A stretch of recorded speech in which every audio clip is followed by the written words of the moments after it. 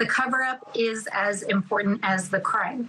And what we know is that the crime in this case is not just sex trafficking and child rape and physical assault of women and children, but it also involves a massive network of financial institutions, hundreds of millions of dollars in funds that were money laundering. It involves organizations that were involved in trafficking potentially young women from Eastern Europe. It involves potentially foreign governments. The survivors have told us there are FBI and CIA files that have not yet been surfaced, financial documents, because they have already been involved in criminal and civil lawsuits that have had those documents sealed. And that's why we need the White House to comply with the subpoena we've already issued to produce those documents to the committee, because they are sitting on who knows what evidence was not prosecuted and how it implicates not only Epstein, but all of the people around him, including the president, who knew what was going on, as this book shows. Well, that leads to the final question, which is President Trump has been emboldened about exercising his executive power.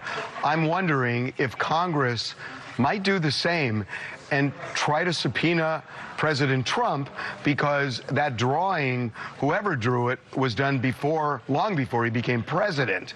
So it's not really covered by executive privilege. So has the committee discussed possibly subpoenaing President Trump? In order to get a subpoena issued through the normal process, we vote on it as a committee.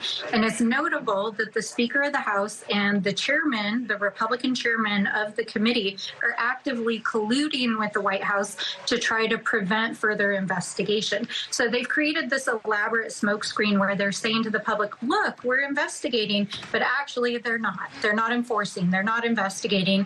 They're just essentially creating a space to give cover for the White House.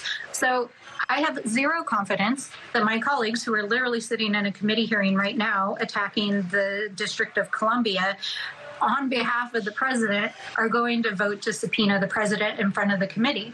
But I think it's worth noting that in the Watergate scandal, right, it was the cover-up that ultimately revealed the true malfeasance of what was going on. So we know something's there, or the president wouldn't be threatening people to try to cover it up. But the Democrats would vote to subpoena him.